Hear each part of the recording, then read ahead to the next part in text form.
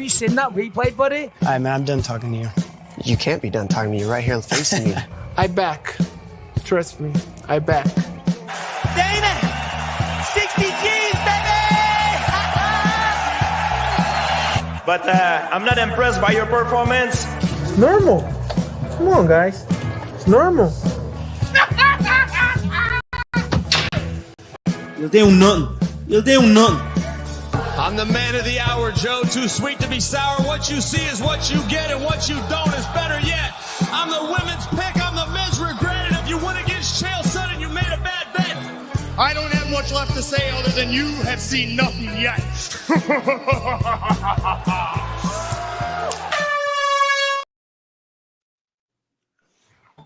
Hey, what's happening, Fight Week Show fans, Fight Week Show people? Then we are back with another episode of Dust Up Shakedown, man. And here to help me break down is a host of gentlemen as we got right here on the screen. We got Blambee, we got Keith, we got Jax, we got Sterling, and last but not the least, we got Rambling That Podcast in Jordan. How's everybody doing? Let's start with Back Dane, man. How you doing, my bro?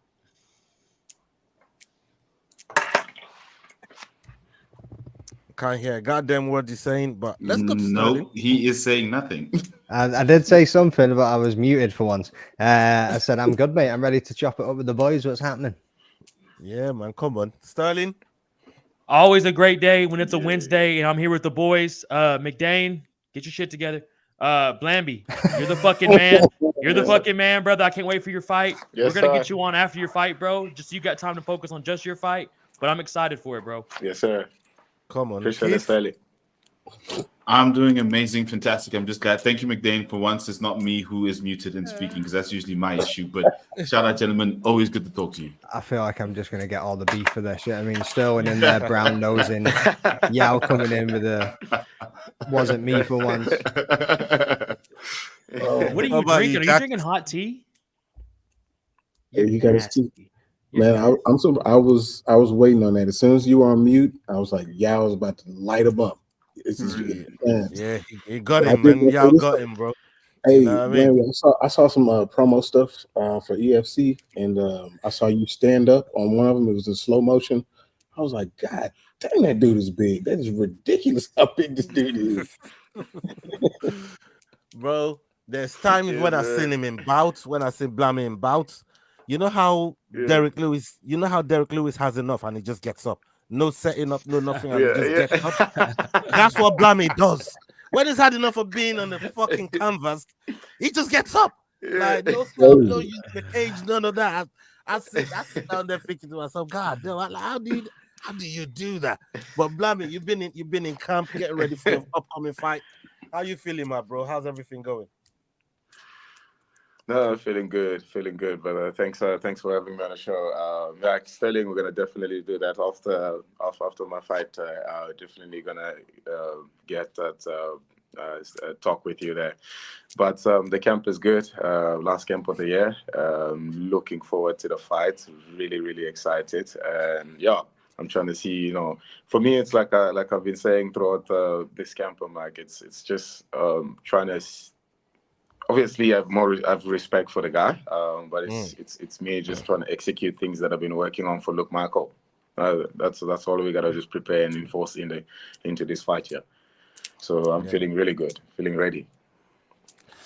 Yeah, man, fantastic. I'm glad you're in good spirits. You're ready. You're feeling good going into this bout, and yeah, that's a stacked card that you run as well. That card is absolutely jam-packed. Yeah, I'm looking forward to it. Man. Hey, Sterling, you got Leroy on your case already, bro. You should know better by now. Leroy don't let this kind of thing slide, bro. You know what I mean? So I just want to hit this real quick. Leroy, you added this, or is this an update that StreamYard's added? Because that is much more in your face of a comment. Yeah. I think comments on special needs now. Special needs level. Everything. No, it's just so Ola can read it because he's that old. Okay, Leroy's put some clips together for us. Big up yourself, Leroy. Thank you very much for the work you do in the back. Salute to you, my bro. We got some clips here. some of the stuff that's been going on in the MMA world, and I'm gonna get you guys to break it down, get your thoughts on it, and see what you guys are thinking. The very first one on the docket. Let's hit the clip. Muhammad Mokaev has found a new opponent for his upcoming grappling matchup after his original fight against Raul Rosas Jr. was cancelled due to unforeseen circumstances. Instead, he will face former UFC fighter Rogerio Bontorin in the main event at ADXC 6. This comes on the heels of Mokaev being released from the UFC in August and a public spat with Dana White over his release. Bontorin has a professional grappling background and a mixed martial arts record of 17-5, including 11 submission victories and 6 fights in the UFC. Hey, Keith, I'm going to come to you first with this. They're saying undisclosed reasons is why the cancellation between the grappling match between him and Rosas Jr. Been cancelled. But we know that's Dana, right? That's Dana all behind that stuff. How petty is Dana in your eyes? He's saying, boy, you're out of the promotion. You're not fighting one of my fighters. Like, what you think of this? Look, if I look at who and what Rosas Jr. is, and his age and his experience versus Mokaev's, he would most likely, let's say he loses in a submission to Mokaev. Mokaev then gets the courage to say, listen, why did you let me go? And the sheen gets taken off Rosas. So if I was Dana, I'd probably do the same thing. So petty and business, there's a very thin line. On this one, I'll go with petty. But yeah, it's one of those. Magdalene, what are you thinking on this? Yeah, he's never going to let him hit his little prospect Mexican poster boy, is he? I mean, and Mokaev's that kind of guy that's like, I'm going to injure this dude just for funsies, just to put a spanner in the works in Dana's big wheel. Like, that's all I thought. Like, straight away, I was like, Mokaev will injure this man on purpose, just in spite to get back at the UFC in some kind of way. Yeah, I mean, but it would have been an interesting matchup, to be fair, if it went down. Yeah, I mean, I'm not even interested in this now. Like, before I was like, oh, I'll watch that, and now I'm just like, yeah, whatever. Just another grappling match. Yeah, I mean, Jax Bontorin, like the new opponent for, does it move the needle for you, or you was willing to at least give the Rosas Jr. versus Mokaev bout a chance? Give him a couple of drinks, he'll move his needle for you. I was very, very interested in the Mokaev against Rosas Jr. Matchup. I thought that was really, really interesting. But Bontorin he's a legit grappler, and I think it'll be an interesting contest. But ain't nobody gonna ever see it. It'll be their families. Ain't nobody watching that. But, at the same time, as far as like the petty and the business is petty. For Dana at this level, you can be petty and it can affect the business. And for him, being petty is going to be beneficial. So, it makes 100% sense. He's on the hit list with the Tito Ortiz, Frank Shamrock, Francis Ngannou, Muhammad Mokaev. You're right there with the rest of them. He's on the hit list. Yeah, man. Big Shot. Let me come to you on this. In the wake of Dana having to, or the UFC, not Dana himself, but the UFC having to pay out these big lawsuit money that they've been owing all these Zufu fighters, it's almost like Dana's pissed off at every angle, every single angle that's going on. I think they're talking about they're going to lose about 375 million come the turn of the year off of this lawsuit, and now we got somebody like a Mokaev and Rosas Jr. He's not allowing it to happen. Do you think? Right. Let me frame this question for you like this: do you think Dana would ever do anything like in maybe to favor Mokaev, even bring him back in the UFC, because he's still a talent and a fighter out of England? Do you think it's something where he could find his way? Because he did think so when he was leaving. When he got caught, he did think, you know what? I'll be back in a couple of years. I'll be back in a year. Look, it's like it's business. It's petty. It's yeah, my bro. It's a situation where look, Dana White knows he's a promotion right now where anybody wants to sign for him, and even if as good as you think you are, I think actually it's very funny. I was having this conversation with Shorty, Lutando Biko today. Ooh, shout out Biko. I told him, I said, look, mate, it doesn't matter how good you are in this world. You can always be replaced, mate. And Dana knows that. Yeah, that's the biggest smile we've ever seen. Yeah. we've lost Big Shot there momentarily. Sterling, do you want to pick up from Shit. I'll be real honest with y'all boys. I didn't give a fuck about this matchup happening. Boring. It was just gonna be a grappling match. Leroy won't give a fuck about you very soon, bro. We're 10 minutes in. We're 10 minutes in. I'm gonna chill out on him.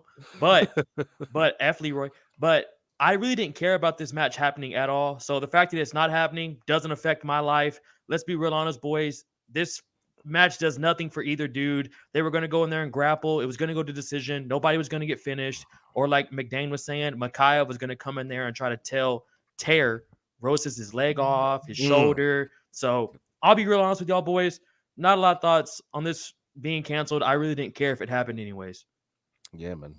I mean, you're right. It's one of those. It's one of those when you actually look at it, man. It's more of the pettiness from Dana. I swear to God, I did not be Dana canceling this fight, I probably wouldn't have heard about it.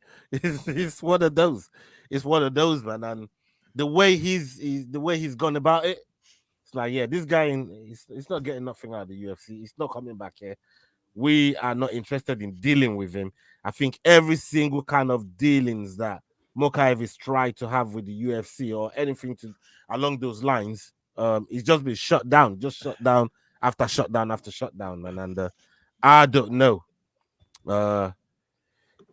if he has a future in the UFC, man. I think Dana really shut the door on this guy. And look, it's been like that with some fighters, and he's giving them a chance, and some of them has come back. But this one here, I just have a feeling, man, like there's something crazy about this one that Dana's really pissed with this brother. I don't know what he did other than run his mouth at the hotel with Mano Cap and did nothing when they go when they go in the cage. Well, Dana said he's kind of a pain in the ass because he has bad visa issues. Apparently, he always has something going on with the UFC staff, whether he's always getting in like some argument or some altercation with them week of the fight. And then you make Dana have to hire 30 security guards around you all week. You have this fight at the ceremonial weigh-ins, and then you get in the octagon and y'all throw 6 punches the whole fight.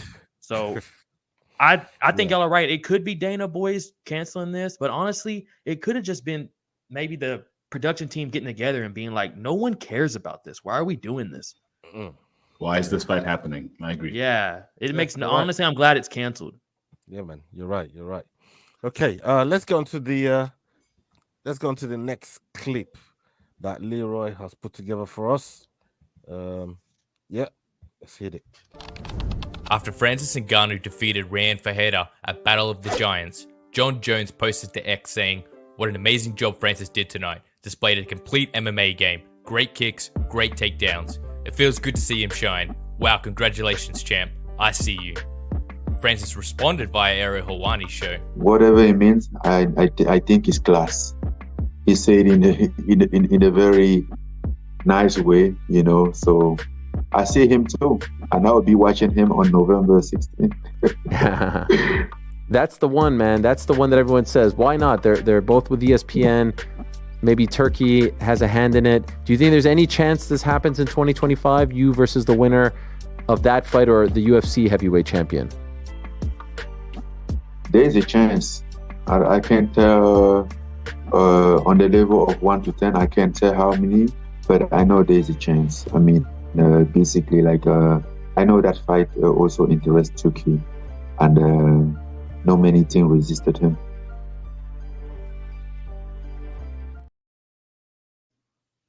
McDane, I gotta come to you first on this one, man. Obviously, we've seen what Francis did over the weekend everybody's happy for him. Everybody's,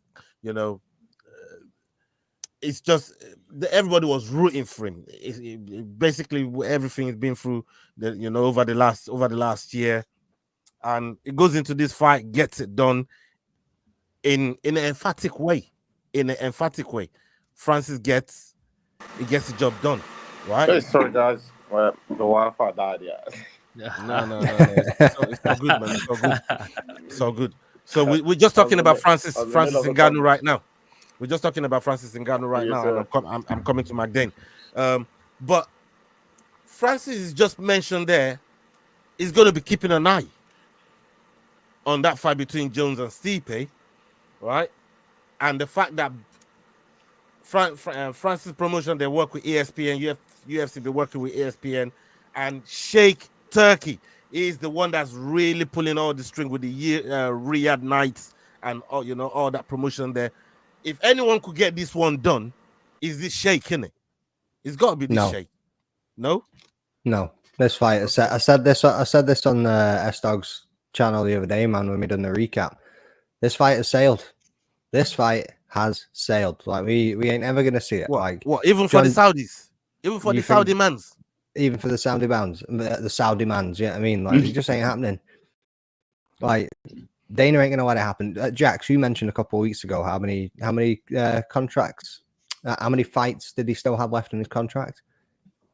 Yeah, it's about 7. After this, it'll be six after this one. Yeah, I mean, and you think Dana White's going to go, on you go and like make a match up with the Saudis, with ESPN, without the UFC, and put on this super fight? Come on, bro.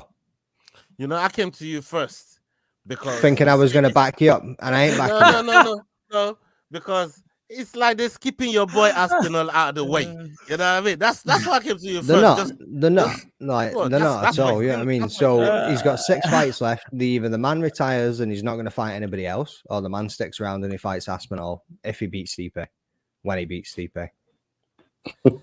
Okay, Jax, what do you got for me, Jax? Same as McDane. Next.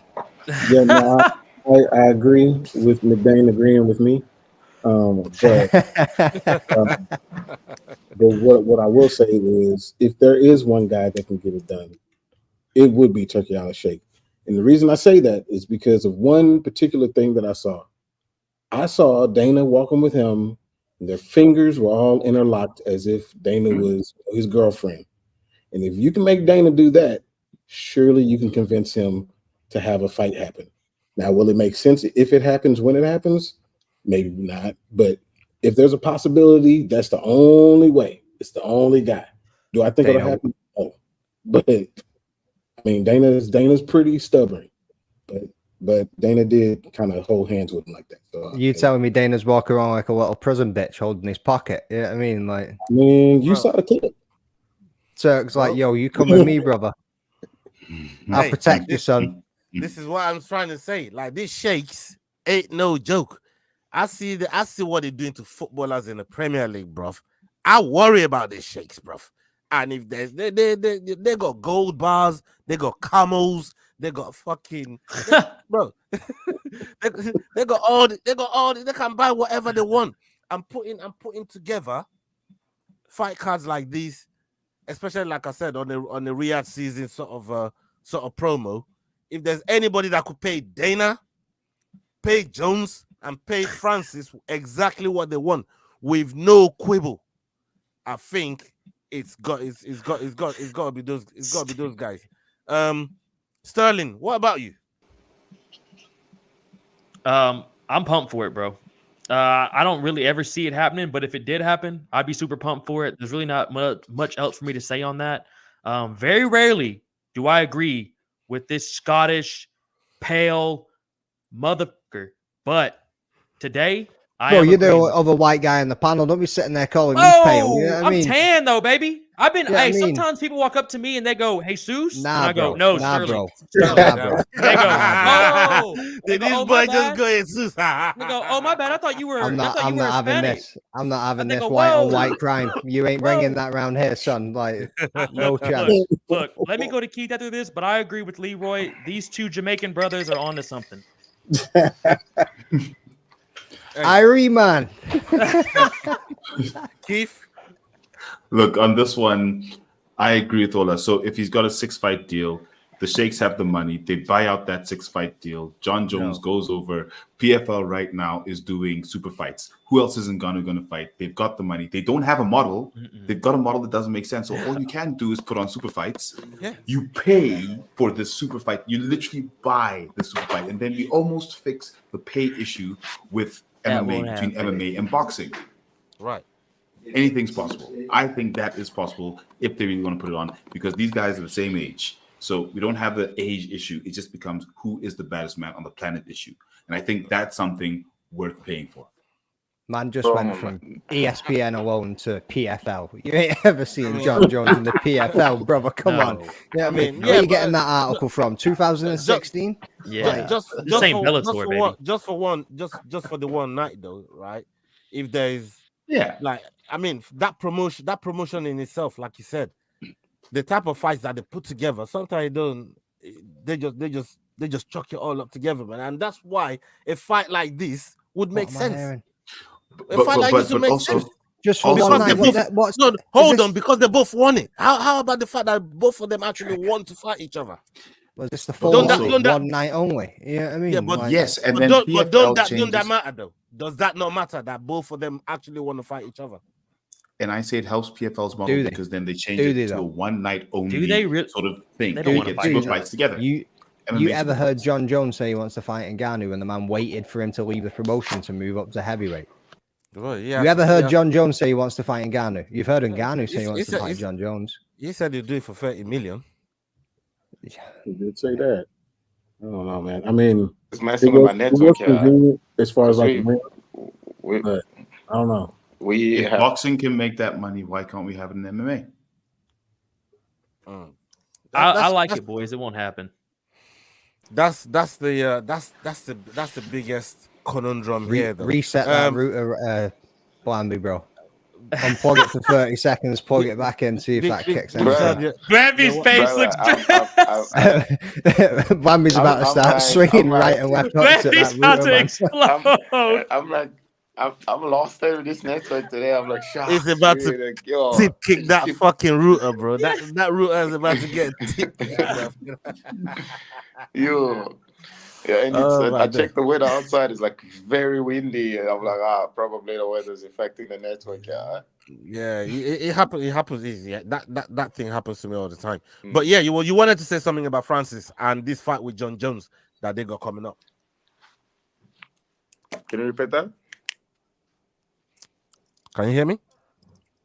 Yeah, so we can hear you. We're just talking about Francis Ngannou and the job that he just done against Ferreira. Obviously, Jon Jones chimed in, wishing, saying he did a nice work on the actual bout, right? But Francis is talking about he's going to be keeping an eye on Jon Jones versus Stipe, and the fact that Sheikh Turkey is very, very interested in making this fight happen. Maybe just after the Stipe fight, especially if Stipe don't beat Jones, maybe it's something that they'll be looking at. What's your take on it? Look, he's got the money to make it happen, and yeah, if we can put a couple of million in front of Jon Jones will say yes, I'll take it. And for me, it's long overdue at the moment. Now I just feel like, hey, let's make it happen because Ngannou just knocked one of the baddest heavyweights in the world right now, and I mean Ferreira is not an easy fight for him. The guy knows how to use his range pretty well. He's very powerful, and he's been knocking guys out left, right, and center. For Ngannou to actually, I told Yao yesterday, I used the specific word when I said it. I was like, he just got raped. Like he got beat up like proper. So that tells you the level of Ngannou is in that, for me, in my eyes, Ngannou is definitely in that world-class level. I feel like he's ready to dance with Jon Jones. So it should be a good move, especially after if Jon Jones can beat Stipe, because Stipe is not an easy fight. And I'm sure Jon Jones is going to look for something, something special. chasing greatness as usual, because he went from light heavy to heavyweight, and obviously going to PFL fighting Ngannou, that's a big fight. It's a money fight. That fight will speak volumes. So I'm sure if Ngannou is not gonna duck him the same way he's been ducking Espinal, let's go. Let's go. But for me, for real. Let me come back to you, Sterling. Right? I heard Eric Nixick talking about if Francis, this was before the Ferreira fight, if Francis was able to pull out this fight and get the win, especially in an emphatic way like he did, it could be looking to go back into boxing as well. Face people like Deontay Wilder or some of the other guys over there in the heavyweight division. What do you think? Because I personally don't want to see Francis back in boxing. I do not want to say he thinks he fancies himself as a boxer, but I don't think that's the right spot for him. What do you think? Well, I had Mick Dane and Jax on the show yesterday on SDAWGSMMATALK, and this is exactly what we were talking about. We were talking about, does he box Deontay Wilder? Does he even fight in PFL again? Does him in the UFC somehow manage to make something happen? And honestly, bro, I think there's a real good chance we never see Francis fight again. I don't want to say that because, bro, I'll watch Francis fight a fucking wall. I don't care. But, dude, I really don't think he fights again, bro, especially after his son passing. I can't imagine how hard it is for him. But also, I say that, and he says the happiest he's been since is when he's in the gym training with the guys. So, I don't know, boys. I just don't really see what's next for him. But I am with you, Ola. I don't want to see him go back to boxing. Yeah, man, 100%, man. That boxing thing just doesn't cut it for me. Like, it really isn't a sport, and I hope he doesn't go back to boxing and somehow, finds his way, find the right opponent within MMA, and just stick to that. He's had 2 fights and he got paid a lot of money. Like, it's not like broke now. Like, I don't think Francis is gonna be broke again. You know what I mean? So no, never. Yeah. Maybe they can take Tyson Fury and bring him into PFL for a fight. Oh yeah, he's been talking about dabbling in it, but Fury and like all these boxers just yap, bro. All these boxers yap. They never come to MMA. That's the thing, because McGregor did it. He left his comfort zone to literally go to Mayweather's territory. So I feel like it's long overdue for them to actually come into the hexagon. Just to show what they can do. This is where the real men are, Blambee. They don't want to come over here and fuck with us. This is where the real men are, baby. The real fucking gladiators. We don't just fucking use 12-ounce boxing gloves, baby. We're here swinging elbows. We're swinging knees, son. We're kicking your motherfucking head. That's what we're here for, son. Ground and pound. Kick him in the head. Kick him in the head. Shout out, Yao. Come on. Yeah. Like that. You man are off the hook. What's happening, brother? Yeah, man. Big up. Salute to everybody in the chat. Big up on yourselves. Okay. Look, I personally don't want to see Francis going back into boxing, but Leroy's put one more clip together for us, and this clip has been making the bloody rounds, man. And you, man, kick back, listen to it. I want to get your takes on it. Let's hit the clip. After Brendan Schaub voiced a heartfelt message about his good friend Shane Cartwell suffering from CTE, Nate Diaz posted to X, "Brendan, the big old pussy Schaub." Schaub later responded to Diaz via his show, The Schaub Show. So me getting emotional about that, I guess that makes me a big old pussy, which is weird. I don't get it. This whole, how honest do I want to be with you guys? This whole social media thing, like Brent didn't even tag me, Brendan the big old pussy Schaub, crying emoji. Here's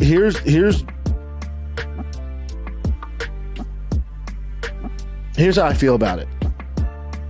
This is just internet gossip, right? This gets him trending. He doesn't have a lot going on. Didn't get paid for the Masvidal fight. Probably doesn't know what he's going to do next. Conor, he's probably waiting on that. Conor's tied up with the TV right deal, so he's probably banking on that. He fought Masvidal, lost to Jake Paul, right? That's a big blow to his ego. So I guess he needs to do this to stay current. I retired 15 years ago, man. That being said, that's social media. This isn't real. Because here's what's real. I will f you up. That's real. I'm not asking for this. I don't want to f him up. I'm not trying to f him up. End of the day, if he walked in right now, I said, Chin, Case, can you guys leave? Only one of us is going to walk out unscathed. And it's me. Every fucking day of the week, 365 days a year, I will snap his neck. I know. What's his area code? 209? I know, 209. I get all that. Very cool. Schaub's video prompted another response from Nate Diaz. I think you'd be surprised.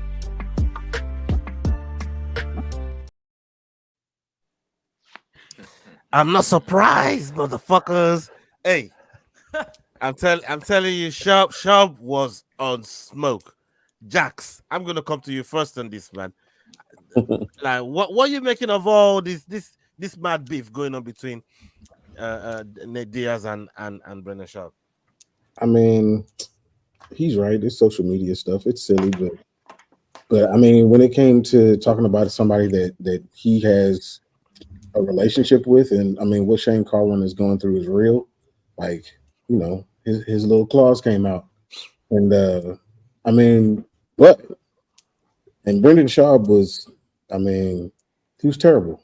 He was terrible as a heavyweight. That was 15 years ago. But to be honest, like, I believe him. He would probably destroy Nate Diaz. He's a big dude, and Nate Diaz is older, and we saw he ain't got no punching power no more. So what's he gonna do when Brendan Schaub grabs him? Like, what? I mean, he's got jiu-jitsu, sure. Brendan Schaub, he knows some stuff too. So I mean, it would be bad. It would be awful. But it should never come to that. But I mean, I can understand where Schaub is coming from, and I don't like Brendan Schaub. Oh, never did. But that's just the way it is. Okay, well, I mean, the way this brother just delivered, he don't like Brendan Schaub. I didn't clock it. Who like Brendan Schaub around here? Who's Brendan Schaub's lawyer around here, man? Anyone? Not even y'all. I hate to Not do even this. y'all. I hate Nobody. to do this, boys, but I don't dislike him. All right, let's come to you then, Sterling. I don't hate him, but he's not my guy. I wouldn't hang out with him. But I've been following Brendan Schaub for like a year or two now on his podcast, and I mean, it's entertaining, bro. And I get he wasn't the greatest heavyweight, but bro, he knocked out Crow Cop. And he went to the Ultimate Fighter season 10. Yeah. I don't know if you watched that season, bro. He fought some dogs. You know what I'm saying, Blambee? Yeah. Like, he's fought some dogs, bro, and he's knocked out some big dudes.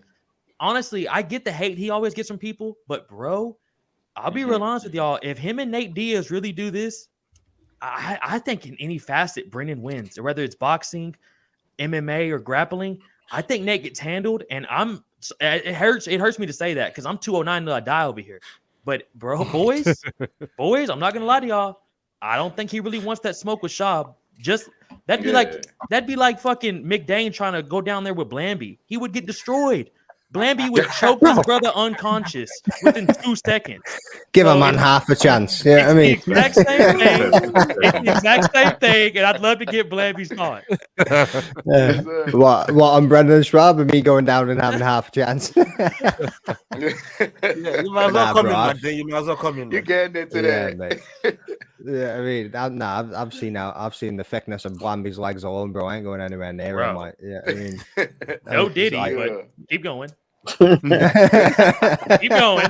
That was wild. I'm gonna clip that. That's clipped forever. That was crazy what you just said. You seen this man's Instagram, right? Bro. Dude. Blambee's a unit. Yeah, I mean, like, not a chance. I run in there, kick him in the nuts, turn around, and so start funny, running. It's so funny. My conditioning coach today asked me a question. It's like, how the fuck do you make 184? I'm like, you supposed to tell me that. No, I thought you were heavyweight. When I found out you were at middleweight, I was like, there's no fucking shot. Yeah, man. I don't know how I would pose it off, man. Magdalene, do you got something on the Brendan Schaub? Yeah, so just the same as probably what everyone else is gonna say. Yeah, I mean, Schaub never had like the greatest MMA career. Yeah, I mean, but and he might have been out of the game for 15 years, but I imagine he's still training a little bit on the side. Nate's going to walk in there and, like he said, man, he's just a much bigger dude. Like, it ain't going to go well for him if he even tries to go in and start throwing hands. He's just going to get a hold of him. And, like, it's funny. I mean, he ain't no Mighty Mouse going up against some heavyweight BJJ competition. You know what I mean? But sometimes when you walk into a Brazilian Jiu-Jitsu gym, they say, oh, size doesn't matter, weight doesn't matter. Yes, it fucking does, bro. Like, it fucking matters, bro. You get some heavy-ass dude on top of you, you ain't getting him off. You know what I mean? You are not getting him off. And if he gets to mount, you are fucked. Like, fucked. Just game over. You know what I mean? Just start praying and just hope for the best. I mean... Blambee, when you look at the reason, especially with the main reason why Brendan Schaub initially got emotional in the first place, it's about City to one of his good friends in Shane Carwin, who was also UFC champion, and obviously these brothers almost pleading with the UFC like, come on, some of your veterans here, some of the guys that's left everything in the cage for you. Surely when things like this is going on with them, there must be something. There must be some kind of help. There must be some anything that you can do to help him out. What's your view on maybe how UFC is treated some of their vets as compared to maybe some of the other promotions, if you like? For me, I always fall down to one champion. If you look at one champion, you don't hear anybody complaining about how they get treated, or how they're struggling and stuff like that. They're well looked after. Because, I mean, he's right. He's definitely right. In this sport, we putting our bodies on the line. Like, you do not know if you will make it in the age of 40 walking with your back straight and your neck high. So there's a possibility, you want to make it on your 40th birthday, you're going to probably be walking on a stretcher or on a wheelchair because of this. So while you're doing it, while you're actually, putting your body in the line, it's only fair because Dana White, he's making money. He can't tell us that he's not making money. He's definitely making money. So the best thing he can definitely do right now is look after the people that are helping him make money. Because without those athletes, he cannot run a promotion. Yeah, so a promotion is run because of the athletes that he has, and people are watching and people are paying because they want to come see Conor McGregor fight. They want to come see Max Holloway fight. They don't want to come see Dana White. Nobody gives a fuck about Dana White. They want to come see somebody who's going to get in the cage. I mean, people are chilling there. You can sit next to Dana White, you're still going to be like, Shama. It's not it's only fair. It's definitely only fair that you look after those guys and you make sure even after they retire, there's something out there to help them and stay on the feet somehow. Yeah, I feel like he spoke there. I mean, he didn't speak for himself. He's looking out for his people. So it's fair. It's definitely fair to look after your guys, man. Yeah, man. Keith, what do you got for us on this? I mean, Dana, should he be helping? I mean, look, just give us your overview on this because I don't know what else the UFC it's part of the things that Francis asked for before he left. He left the UFC, having medical insurance for the fighters on the roster, and UFC said, look, we'll give you the medical the medical insurance. It's like, no, I don't want it for me. I want it for everybody else that can't afford.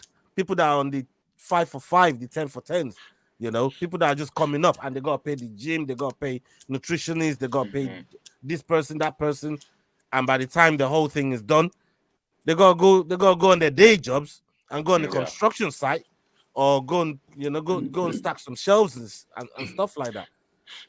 And we've been over this before, but should UFC be doing more for at least people that got CTE conditions and stuff like Shane Carwin? Yeah, it's always tricky where we talk about this because if you look at boxing, what do they do there? And that's a high head contact sport. So to put a lot of pressure on the UFC would be tricky. Yes, a few other sports have come in, like the NFL, to say, listen, we'll take care of our athletes. For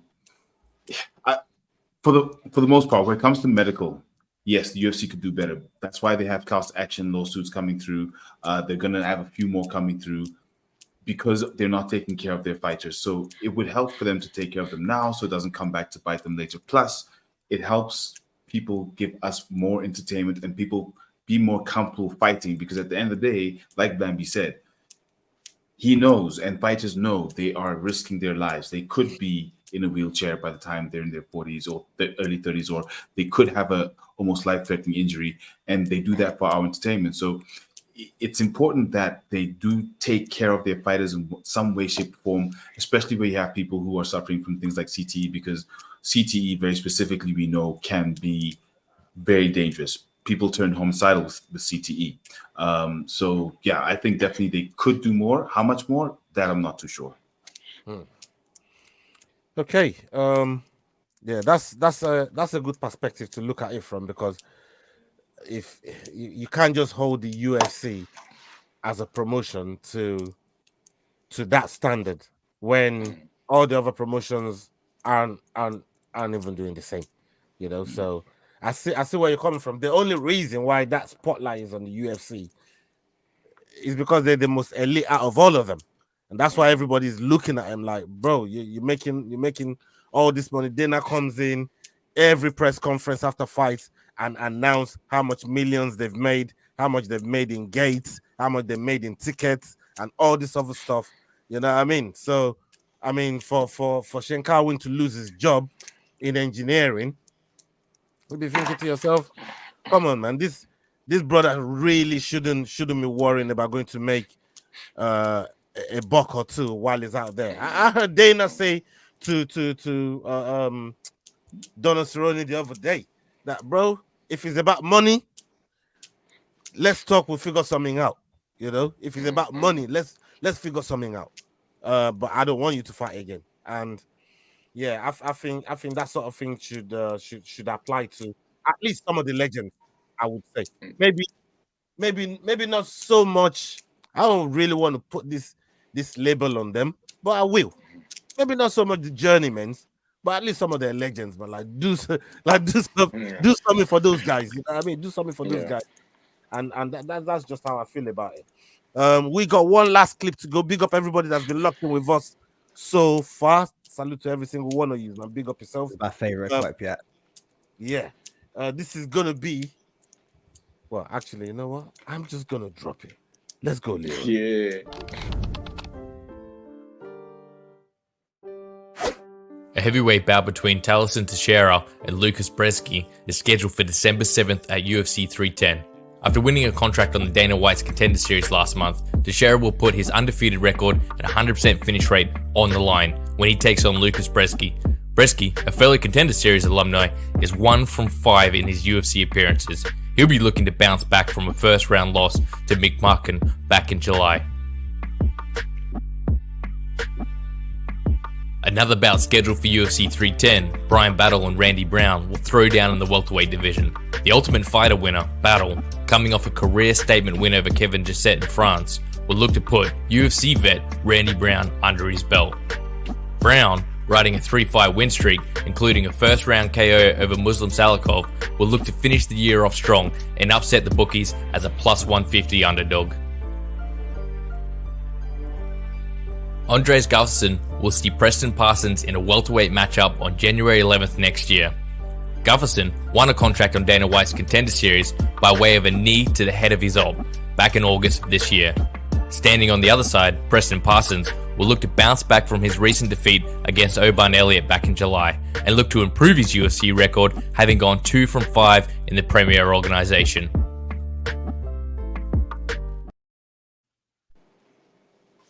Hey guys, there's some good fights on there, man. There's some good fights on there. The one that really got me though, it's got to be the Brian Battle around the Brown one. That's a banger. That's a banger. That's a great fight. I love this statement of the one in France. That statement. bro. Do you think a butcher was going to lose to a Frenchman? This fight. I was like, sick. I love his personality. I love his personality. Hey, Magdane, you said this clip is your favorite clip yet. I mean, yeah, man. It's got Leroy's what you finding professional interesting about it? workmanship all over it. You know, like you got Mick Parkin became Mick Markin. You got Gustafsson became Gufferson. So like Leroy, get your shit together. Like Sterling. How about like earlier? Sterling Calling, said to me. Go on. I was gonna say, like Sterling said to me at the start of the show, get your shit together, son. Get your shit together, Leroy. How about you calling Shane Carwin Shane Cartwheel? What the fuck was that? What the fuck was that? I wasn't gonna say nothing about this, but if we're bringing it up, Leroy, stop drinking while you make these videos. Bro, that man never stops. He's Australian, bro. He doesn't stop drinking. He wakes up straight away. Corona on tap. Yeah, I mean, and that first fight is ass, by the way. Bresky is ass. I'm not even asked about that one. Like you mentioned before, going up against Blambee, bro, I'll beat Bresky. Yeah, I mean, I'm speaking of which, yeah, I mean, I'll walk in there, kick that man's ass. Like, bro, I'm in the same weight class as Blambee. Bring it on. Yeah, I mean, like, damn.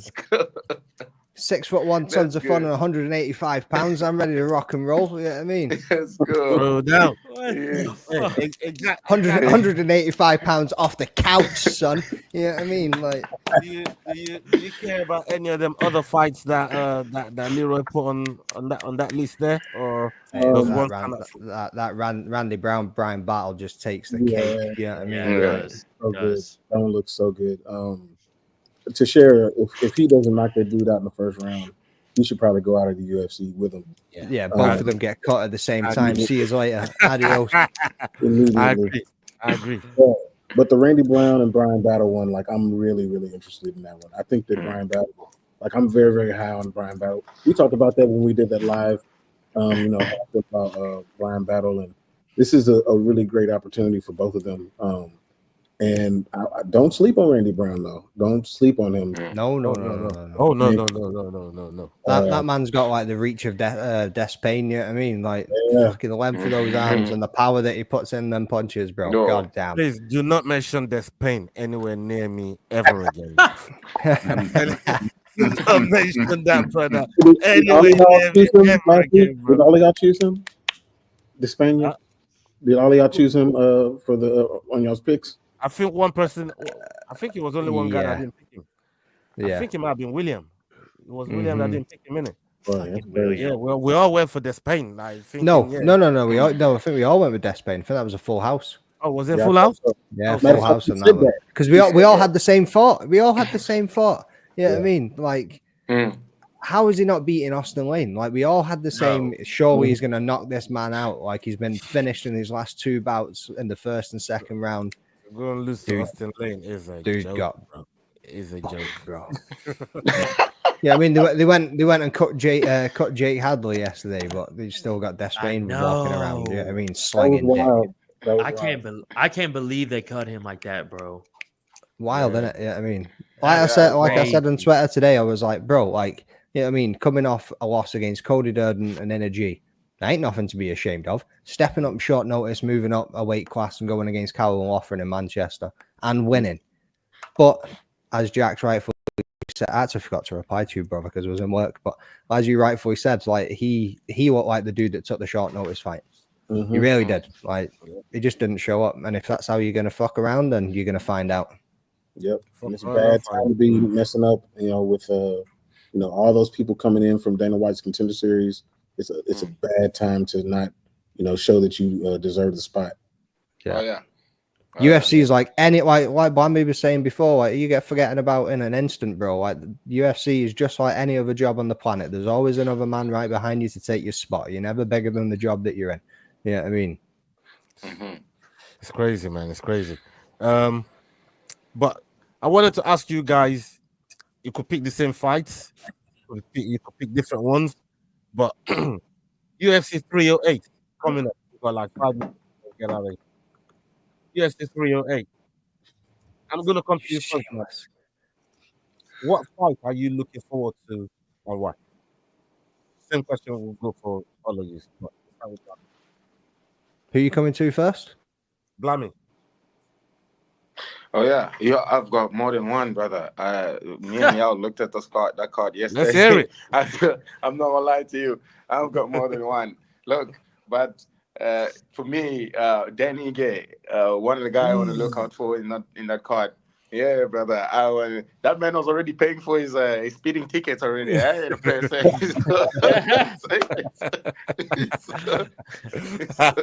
Definitely Dan Ige for me.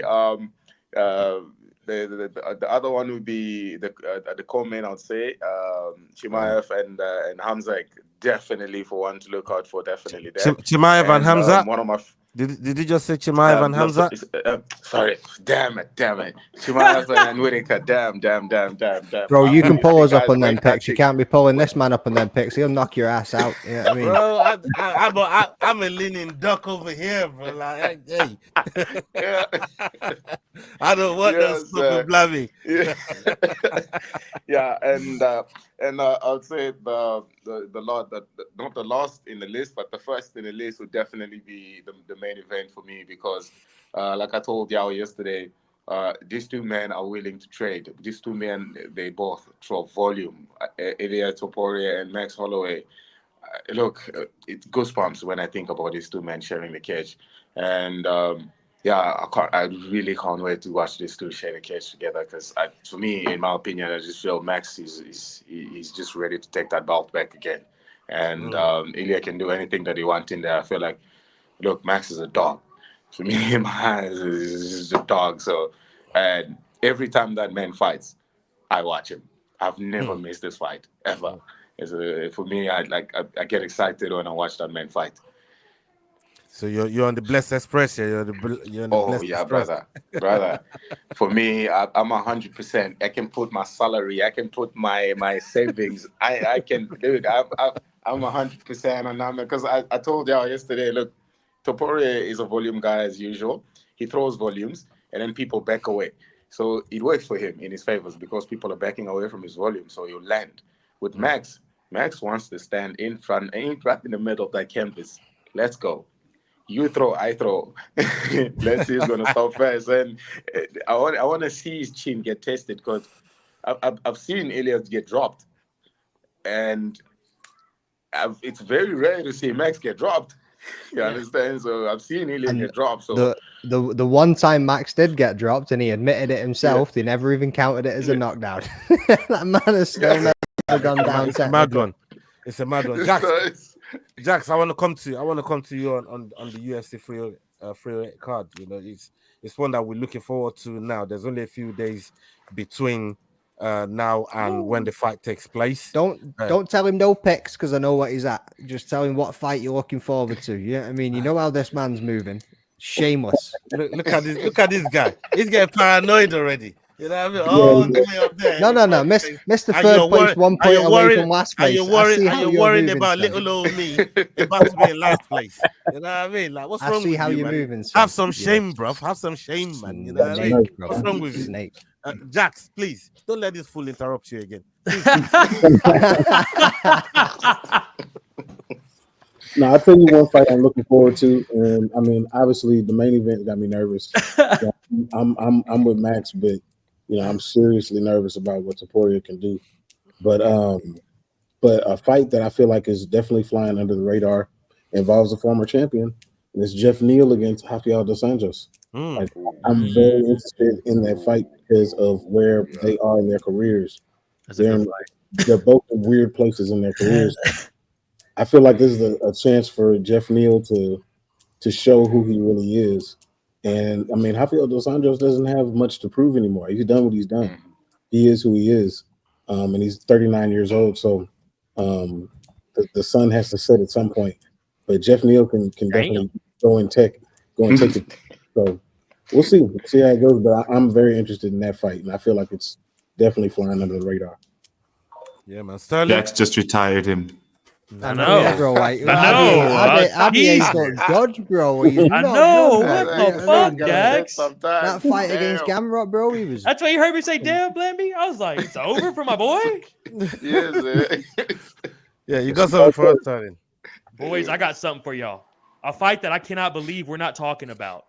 Chris Barnett versus Kennedy Njoku, baby.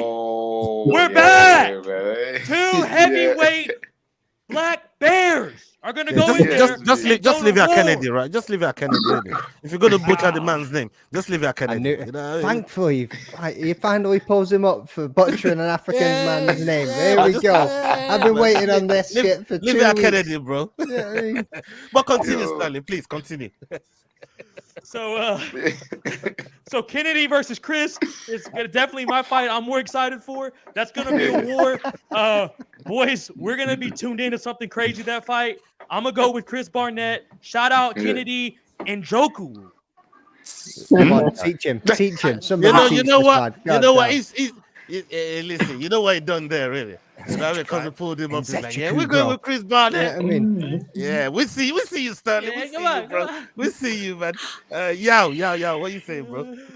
Look, for me, it's every single fight on the main card I'm looking forward to. There's 4 fighters who are 4-0. Topuria, Chimaev, Murphy, and Magomedov. I mean, it's going to be an insane main card. So for me, the entire main card is just insane. I mean, Ankalaev versus Rakic. But look, Chris Barnett versus Kennedy Njoku. For me, that is just like very exciting. I want to see Beast Boy drink out of a shoe again.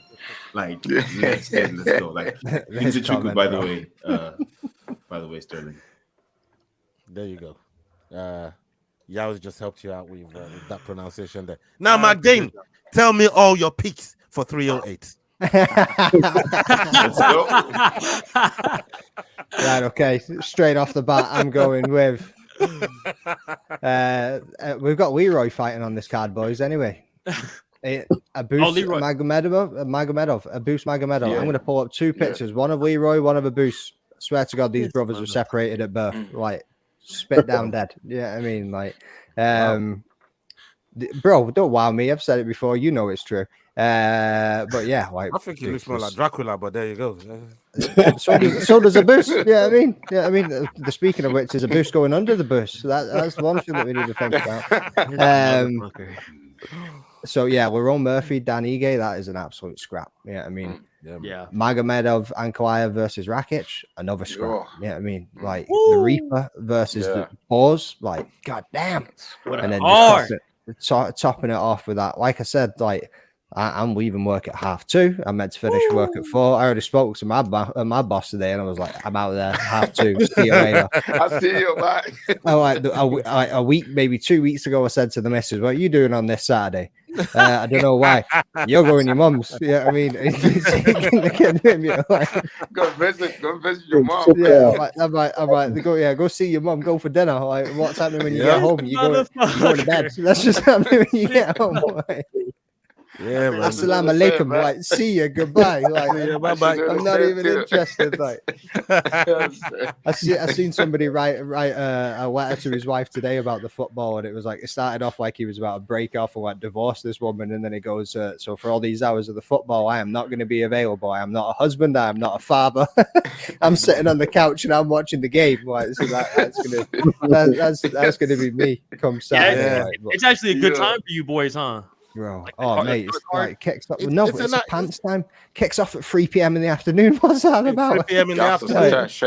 Main card is 7 o'clock. 7 o'clock in the. You don't understand what I've had to do 7 to be in able the evening. To like to make those. Man. We it's like we work night shift when we watch the UFC, bro.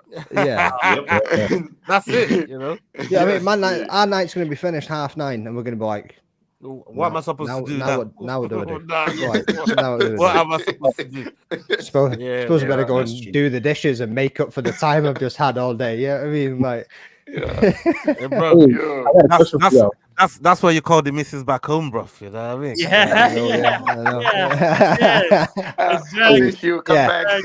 Call her back home. 37 weeks pregnant, absolutely fuming, stressed out dealing with a 2-year-old all day.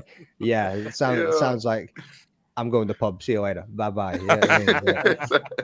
Hey, I got a question for y'all. So, so Magomed Ankalaev's fighting Alexander Rakic, right? And everybody thinks that if Ankalaev wins, perhaps he gets the next title shot if Alex allows it, right? What if Rakic wins? Does he get a title shot too? After just No. losing to, well, yeah, No. yes, I don't think he 100% gets yes. title shot. Yuri Prochaska was getting lit up before he wasn't. Yeah, I mean, Mm. Rakic was well on his way to winning that fight. He's a contender, nonetheless. And if he goes out there and beats Magomedov, that's supposed to be next, can you deny that? Can you deny Fair that? enough. When you then Especially look how at you good then, Clive is. But the problem yeah, is this, though. 100%. Ankalaev has never really been next, though. Is he? Every Yeah. time he's been next. Yes, he has. Every time he's been next. Exactly what They I'm do about to something to say. send him back. They do something to send him back. He's never That's really not his been fault, next, though. though. That's not his know, fault. But he got the next. shots. He got the shot, and think then he's look on at the a top- division. Who else is left think in he's the on a- division? I mean, he's been there. He's on a 12-win streak, I think. He's winning. He's finishing fights. And Crazy. you The only person the that's guy, beaten- you go to Khalil Roundtree. I mean, come on, let's be honest. How do you keep this guy? For me, I'm like, how do you keep this man And- go to and then- Roundtree? Why? And then if you listen to this, bro, Rakic is listen to this. So everyone thinks about the Yuri fight, right? Oh, it was badass. Yeah. He lost to Jan. Before that, he beat Thiago Santos and Anthony Smith, and that was in 2020. So he's had 4 fights and since 2000 and August of 2020, and he's won 2, and he's been Thiago Santos, who's not even fucking fighting anymore, and Anthony Smith, who's 74 years Who's old. guessing in the first round? You know what I'm saying? You know what I'm saying? And this man loses to Jan Blachowicz loses to knockout. Jan's a dog, and then he loses to Yuri knockout. So then he beats Magomed and gets a title? Fuck that. Khalil gets his rematch, and then he needs to fight Jamal. Jamal's going to fight Alexander, and then we need to see Khalil versus Alex number 2. Oh yeah, let's just keep seeing this man get a fucking kickboxer. Ain't nobody want to see this man challenge. You just want to see him be the poster boy of the UFC for as long as he possibly can. Until next year when they drop UFC 6, son, and he's the cover boy of that shit, and that curse catches up with his Brazilian ass. Yeah, I mean, Shamma. Bro. I'm gonna tell you, I think that they'll give it to him. I think they'll give it to Rakic. I think so. Because it's a favorable matchup for it is just another kick. Get it. So they'll feed him to him. And he actually stands a little bit better of a chance than people might think. I still think he loses, but he stands a little bit better of a chance. Yeah, I don't think he's gonna go past the third. Actually, that man, because I feel like Ankalaev has got better wrestling than him. So that's why for me, I really want Ankalaev to win that fight, because I feel like if there's anyone as a bigger chance that in a UFC right now to beat Alex Pereira is definitely Ankalaev, because he's got a better wrestling. His top game is really good, and he can do a lot of damage from the top. They don't want Ankalaev near Pereira, bro. Because they know what he can do, mate. They know he's gonna destroy that man on the ground there. So it's a problem there. Yeah, man. Yeah, bro. Okay. Big up everybody that's been locked in with us. Thank you so much, people. It's been a wild one, and thank you to Blambee for pulling up. Whilst you're getting ready for your fight. Salute to you, Sterling. Big up yourself, Matt Dane. Big love as usual, Jax, Keith. Thank you so much, my boys. I appreciate you guys, man. And we got the watch along for the 308 on the Fight Week Show channel. Make sure you come and log in with us, and make sure you're subscribing to the Rambling That podcast, HeadKickPod, Making the Walk, SDAWGSMMATALK Talk. Go show them some love, and make sure you're following Blambee, Big Shad, Nsua on social media, man. Make sure you're showing love to my guys. So, people, up onto the next video. Hasta la vista. We're out. Salute. Appreciate it.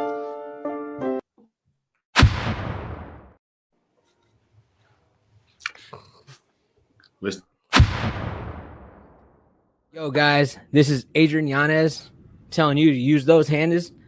Hit, click, like, and subscribe. Fuck yeah, dudes. If y'all don't do it, man, fucking catch the hands, bro.